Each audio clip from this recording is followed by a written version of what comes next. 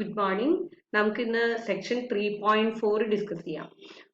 Undetermined coefficients non homogeneous differential equation solve ചെയ്യാനുള്ള ഒരു മെത്തേഡാണ് അൺഡിറ്റർമിൻഡ് കോഎഫിഷ്യൻസ്. ഓക്കെ, അപ്പോൾ യൂഷ്വലി ഒരു non homogeneous differential equations solve ചെയ്യുമ്പോൾ നോൺ ഹോമോജീനിയസ് ഡിഫറൻഷ്യൽ ഇക്വേഷൻ എന്ന് പറയുമ്പോൾ റൈറ്റ് സൈഡിൽ ഫംഗ്ഷൻ ഓഫ് എക്സ് ഉണ്ടായിരിക്കും. റൈറ്റ് സൈഡ് 0 ആണെങ്കിലാണ് homogeneous ആവുക, that is equal to 0. ഇത് നോൺ ഹോമോജീനിയസ് ഡിഫറൻഷ്യൽ ഇക്വേഷൻ ആണ് സോൾവ് ചെയ്യുന്നത്. Non homogeneous differential equation solve ചെയ്യുമ്പോൾ രണ്ട് പാർട്ടാക്കിയിട്ടാണ് സോൾവ് ചെയ്യുന്നത്. ഫസ്റ്റ് ഹോമോജീനിയസ് പാർട്ട് സോൾവ് ചെയ്യണം, then non homogeneous equation solve ചെയ്യുന്നു. ഫസ്റ്റ് ഹോമോജീനിയസ് പാർട്ട് സോൾവ് ചെയ്യുന്ന മെത്തേഡ്സ് നമ്മൾ ഡിസ്കസ് ചെയ്തിട്ടുണ്ട്. അതിന്റെ കിട്ടുന്ന സൊല്യൂഷന് പറയുന്ന പേരാണ് കോംപ്ലിമെന്ററി ഫംഗ്ഷൻ. ഓക്കെ, നേരത്തെ നിന്ന് വ്യത്യസ്തമായിട്ട് അവിടെ നമ്മൾ സൊല്യൂഷനാണ് complementary function homogeneous equation solve ചെയ്തിട്ട് നമ്മൾ സൊല്യൂഷൻ എന്നാണ് എഴുതാറുള്ളത്. ഇപ്പൊ ഇവിടെ നോൺ ഹോമോജീനിയസ് ഇക്വേഷൻ ആവുമ്പോൾ ആ പാർട്ടിനെ കോംപ്ലിമെന്ററി ഫംഗ്ഷൻ എന്നാണ് പറയാ, y ഓഫ് സി. ഇവിടെ നമ്മൾ ഡിനോട്ട് ചെയ്യുന്നത് y ഓഫ് സി ആണ്. അതേപോലെ മറ്റേ എല്ലാം കൂടിയുള്ള ഒരു non homogeneous part solution solve ചെയ്യുമ്പോൾ കിട്ടുന്നതിന് പർട്ടിക്കുലർ സൊല്യൂഷൻ എന്ന് പറയും, that is y of P. നിങ്ങൾക്കറിയാം പർട്ടിക്കുലർ സൊല്യൂഷൻസിൽ എന്തുണ്ടാവില്ല, കോൺസ്റ്റൻസ് ഉണ്ടാവാൻ പാടില്ല. ഓക്കെ, അപ്പോൾ then general solution is y equal to y of C plus y of P. That is y of c is the solution of the homogeneous part. That part is called a complementary function. Then particular solution, that is yp of the non-homogeneous equation. Then sum of these two represents the general solution of the given non-homogeneous differential equation. Okay, ഈ undetermined കോഎഫിഷ്യൻസിൽ ഒരു പ്രത്യേകതയുണ്ട്. ഈ right സൈഡിൽ g of x ഇല്ലേ, right side എന്തൊക്കെയാവാൻ പാടുള്ളൂ? G of x is a constant ആവാം, അല്ലെങ്കിൽ പോളിനോമിയൽ ഫംഗ്ഷൻസ് ആവാം, അല്ലെങ്കിൽ exponential functions of the form e raise to k x ഫോമില്, e raise to 3x, e raise to 2x അങ്ങനെ ആവാം. അല്ലെങ്കിൽ sine or cosine functions, that is sine beta x, cos beta x. അല്ലെങ്കിൽ ഇതിന്റെ എല്ലാം sum വരുന്നത് അല്ലെങ്കിൽ product വരുന്നത് finite sums and product of these functions. അതാണ് ഇതിന്റെ ഒരു പ്രത്യേകത. അൺഡിറ്റർമിൻഡ് കോഎഫിഷ്യൻസിൽ ജി ഓഫ് എക്സ് കോൺസ്റ്റന്റ് ആയിരിക്കണം, അല്ലെങ്കിൽ പോളിനോമിയൽ ഫംഗ്ഷൻ ആയിരിക്കണം, അല്ലെങ്കിൽ എക്സ്പോണൻഷ്യൽ ഫംഗ്ഷൻ ആയിരിക്കണം, സൈൻ കോസ് ഫംഗ്ഷൻ, അല്ലെങ്കിൽ ഇതിന്റെ എല്ലാം ഇത്രയെണ്ണം ഡിഫൈൻ ചെയ്തില്ല, അതിന്റെ എല്ലാം സമ്മോ പ്രോഡക്റ്റോ ആയിരിക്കണം. എങ്കിൽ മാത്രമാണ് നമുക്ക് അൺഡിറ്റർമിൻഡ് കോഎഫിഷ്യൻസ് ഉള്ള മെത്തേഡ് യൂസ് ചെയ്യാൻ പറ്റുള്ളൂ. Okay, then first question, solve y double dash plus 4y dash minus 2y equal to 2x square minus 3x plus 6. ഇവിടെ നോക്കൂ, ഹോമോജീനിയസ് പാർട്ട് എന്താണ്? y double dash plus 4y dash minus 2y equal to 0. പിന്നെ g of x എന്താണ്? ഇവിടെ g of x is 2x square minus 3x plus 6. Okay, ഇതില് y of c, that is the solution of the homogeneous part, and yp, the solution of the non-homogeneous part, that by particular solution. രണ്ട് solution നമുക്ക് calculate ചെയ്യണം. ആദ്യം എന്ത് calculate ചെയ്യണം? y of c ചെയ്യണം. So we find the solution of associated homogeneous equation, that is given ഈ homogeneous equation ഇവിടെ നിന്ന് കിട്ടുന്നതാണ്, y double dash plus 4y dash minus 2y equal to 0. ഇതിന് എന്താ എഴുതാറുള്ളത്? യൂഷ്വലി നമുക്കറിയാം ഓക്സിലറി ഇക്വേഷൻ എന്ത് എഴുതും? m square plus 4m minus 2 equal to 0. Methods ഒക്കെ നമ്മൾ ഓൾറെഡി ഡിസ്കസ്ഡ് ആണ്. ദെൻ ഇവിടുന്ന് m എന്തൊക്കെ കിട്ടും? It's not m equal to minus b plus or minus root of b square minus 4ac by 2a. Method നമ്മൾ use ചെയ്യുന്നു. minus 4 plus or minus 2 root 6 by 2. Then we get 2 roots, minus 2 plus root 6 and minus 2 minus root 6. The roots are real and distinct. അല്ലേ? അപ്പൊ complementary function എന്ത് വരും? c1 നമുക്കറിയാം Roots distinct ആണെങ്കിൽ m1 ഉം m2 ആണെങ്കിൽ c1 e raised to m1x plus c2 e raised to m2x ആണ്. അപ്പൊ ഇവിടുത്തെ m1 എന്താണ്? -2 plus root 6 ഉം m2 is -2 minus root 6 ഉം. So solution is y of c is c1 e raised to -2 plus root 6 into x plus c2 into e raised to -2 minus root 6 into x. നമുക്ക് എന്ത് കിട്ടി? Complementary function കിട്ടി. Then നമുക്ക് എന്ത് calculate ചെയ്യണം? y of p, particular solution calculate ചെയ്യണം.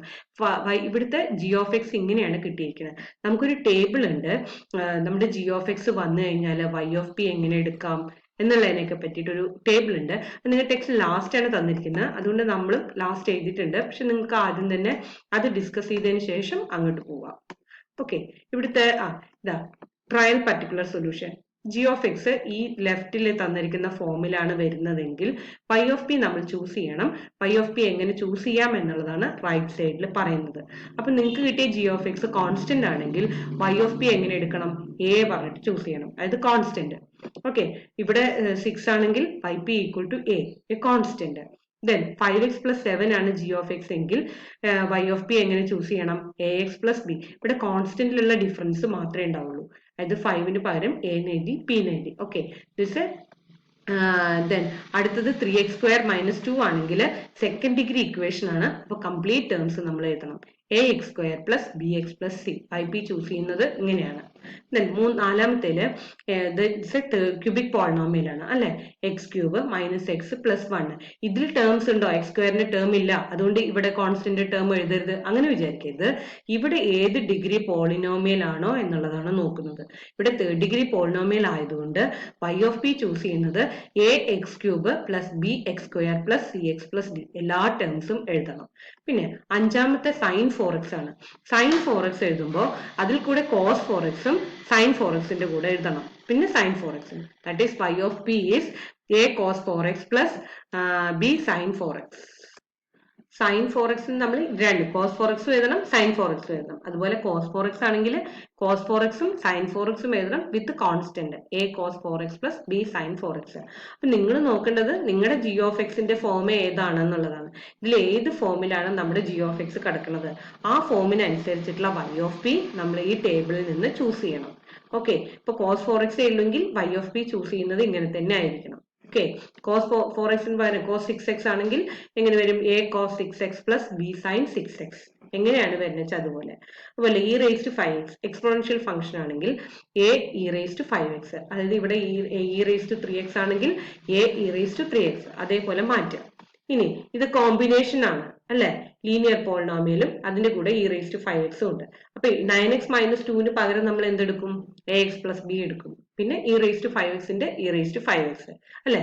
e⁵ന്റെ കൂടെ നമ്മൾ കോൺസ്റ്റന്റ് ആണ് എഴുതാറുള്ളത്, കോൺസ്റ്റന്റ് പകരം ഇതിൽ കോൺസ്റ്റന്റ് വരുന്നുണ്ടല്ലോ, അപ്പൊ ഇതുപോലെ എഴുതും. ഓക്കെ, അടുത്തത് x² × e⁵x. x² പകരം നമ്മൾ എന്ത് എഴുതണം? ax² plus bx plus c അല്ലെ. ഇത് ക്വാഡ്രാറ്റിക് ഇക്വേഷൻ അല്ലേ, അപ്പൊ ക്വാഡ്രാറ്റിക് ഇക്വേഷൻ കറസ്പോണ്ടിങ് ആയിട്ട് നമ്മൾ ഇവിടെ കംപ്ലീറ്റ് ടേം എഴുതുന്നത് നമ്മൾ നേരത്തെ പറഞ്ഞില്ലേ, അതേപോലെ ax² plus bx plus c × e⁵x. ഇത് നിങ്ങൾക്ക് മാറ്റി 5x പകരം 2x ആണെങ്കിൽ അതിനനുസരിച്ച് ഇവിടെ മാറ്റി എഴുതാം. അപ്പോൾ അടുത്തത് e�3x × sin 4x. ഒരു എക്സ്പോണൻഷ്യലും വന്നു, ഒരു സൈനും വന്നു. എക്സ്പോണൻഷ്യലിന് പകരം നമ്മൾ എന്ത് എഴുതും? ഒരു കോൺസ്റ്റന്റ് അല്ലെ, e�3x. sin 4x എന്താണ്? a sin 4x a cos 4x plus b sin 4x അല്ലെ. അപ്പൊ ഈ കോൺസ്റ്റന്റ് പകരം ഇവിടെ രണ്ടും കോൺസ്റ്റന്റ് ഇടുന്നല്ലോ, അതിന് പകരം നമ്മൾ ഈ കോൺസ്റ്റന്റ് ഇങ്ങോട്ട് എടുത്തിട്ട് ഇങ്ങനെ എഴുതുന്നു. ഓക്കെ, ഇവിടുത്തെ ഈ ഒരു കോൺസ്റ്റന്റും ഇതും കൂടി മൾട്ടിപ്ലൈ ചെയ്ത വേറൊരു കോൺസ്റ്റന്റ് അല്ലേ കിട്ടുക അല്ലെ. അപ്പൊ ഇവിടെ suppose a × e�3x plus b cos 4x plus c sin 4x ഇത് മൾട്ടിപ്ലൈ ചെയ്യുമ്പോൾ ab അല്ലെ, അത് വേറൊരു കോൺസ്റ്റന്റ്, അതുകൊണ്ട് ഒരു കോൺസ്റ്റന്റ് ഇട്ടാൽ മതി, ഇങ്ങനെ എടുത്താൽ മതി കേട്ടോ. അതേപോലെ 5x² × sin 4x. അപ്പൊ 5x² കറസ്പോണ്ടിങ് ആയിട്ടുള്ള കോൺസ്റ്റന്റ് ഏത്? ഈ quadratic equation ax² plus bx plus c, പിന്നെ sin 4x cos 4x plus another constant dx² plus ex plus f × sin 4x. Okay, ഓരോന്നിനും കോൺസ്റ്റന്റിൽ നമ്മൾ ഇത് ഇൻക്ലൂഡ് ചെയ്യണം. അടുത്തത് x e�3x cos 4x. എക്സിന് കറസ്പോണ്ടിങ് ആയിട്ട് എഴുതണം, e�3x കറസ്പോണ്ടിങ് ആയിട്ട് എഴുതണം.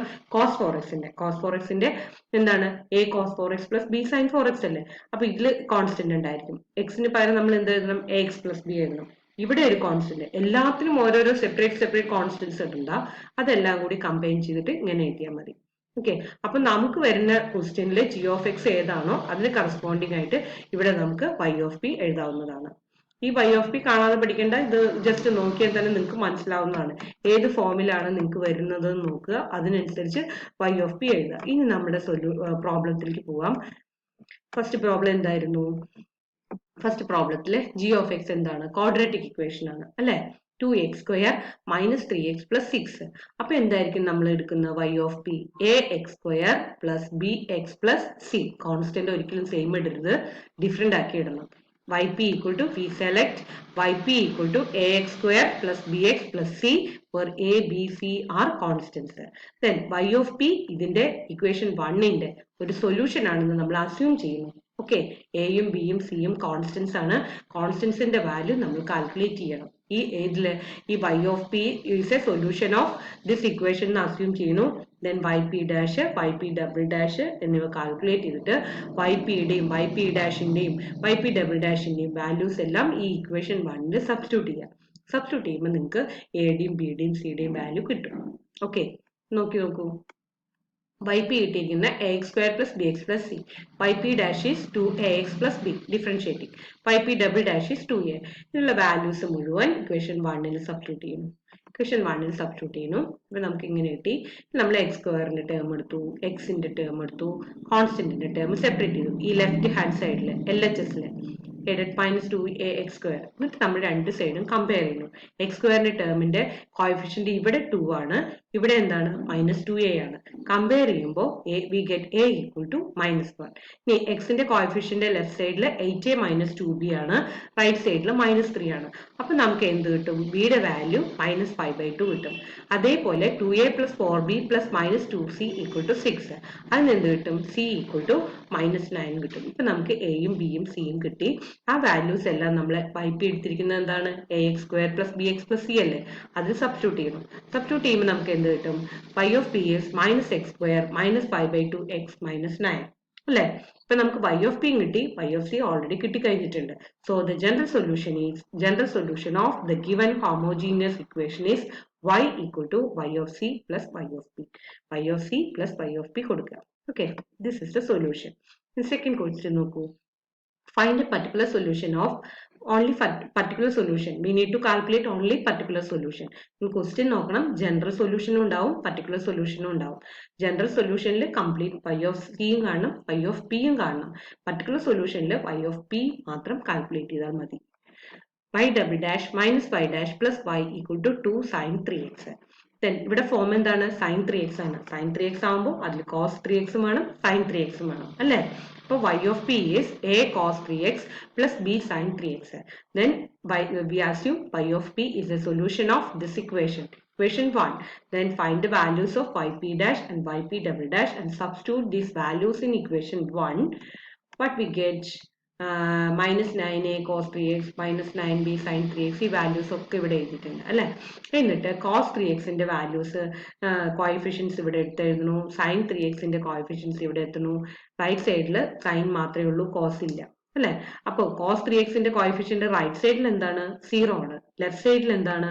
-8a -3b ആണ്. ഇപ്പൊ രണ്ടും കൂടി ഇക്വേറ്റ് ചെയ്യുമ്പോൾ -8a -3b = 0യും sin 3xന്റെ coefficient -8b + 3 ആണ്. റൈറ്റ് സൈഡിൽ 2 ആണ്. നമ്മൾ സോൾവ് ചെയ്യുന്നു. ഓക്കെ, രണ്ട് ഇക്വേഷൻസും രണ്ട് അൺനോൺസും സോൾവ് ചെയ്യാം.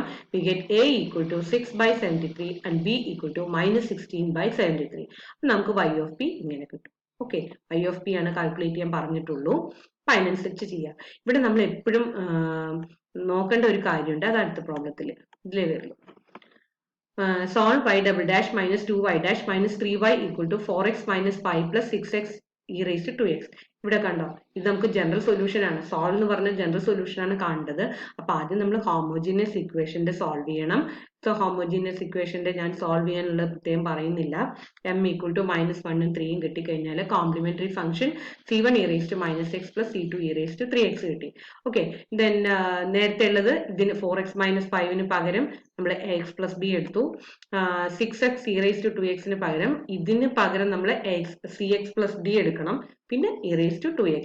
ഇത് already 6x e raised to 2x corresponding ആയിട്ട് നമ്മൾ എടുക്കുന്ന cx plus d e raised to 2x ആണ്. സ്പ്ലിറ്റ് ചെയ്ത് എഴുതിയെന്നേ ഉള്ളൂ.